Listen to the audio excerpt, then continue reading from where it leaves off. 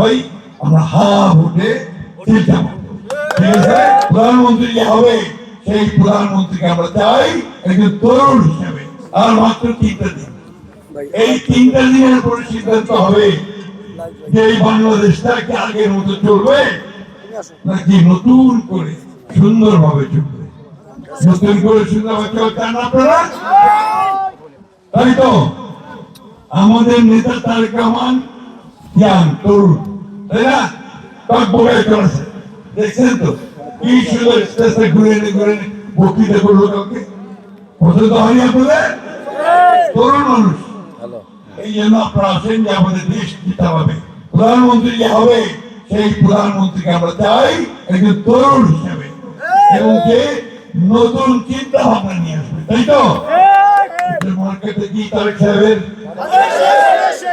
আমাদের এই দেশটা রাষ্ট্রটা এইটা যে চালায় ওইটা আপনার নষ্ট হয়ে গেছে, ভাগে গেছে, খারাপ লোকগুলো ওইটাকে নষ্ট করে দিচ্ছে। এই জন্য এইদিকে ঠিক করার জন্য সবাই মিলে চিন্তা করে রাজনৈতিক দলগুলো একটা আপনার সংস্কার করছে। তার জন্য যে ভোট নেওয়া হয় আপনার পুরান মানুষ যারা আছেন তারা জিয়া রহমানের হা না ভোট দিয়েছিলেন, আর আরো যারা আমরা পুরানো আছি আমরা হা না ভোট দিয়েছি। এইখানে আপনার এই হা না দেওয়া হচ্ছে যে কে কে সংস্কার চায়, কে কে সংস্কার চায়। যারা সংস্কার চায় তারা বলবে হ্যাঁ, যারা বলবে চায় না তারা বলবে না। আমরা তো সংস্কার চাই, পরিবর্তন চাই না, তাই তো? দরজাটা ঠিক হোক, দরজাটা ঠিক হোক, জানলাটা ঠিক হোক, তাই না? আমাদের দেশে এক ব্যক্তি শাসন নষ্ট হোক, আগের গভর্নমেন্ট হোক, ফ্যাসিস্ট না হোক, জবাব দিতে থাক, তাই না? এইটাকে আমরা বলতেছি আমরা হ্যাঁ ভোট।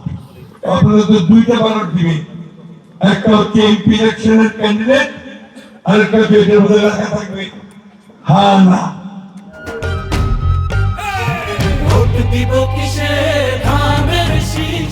ওই যে সংস্কার চাও কি সংস্কার চাও, আপনি যদি হ্যাঁ দেন তাহলে সংস্কারটা হবে, আর যদি না দেন তাহলে হবে না, তাহলে আবার পেছনে পড়ে যাবো। এই জন্য আমরা সবাই আমরা হ্যাঁ ভোটে ঠিক আছে। বুঝাও বুঝাও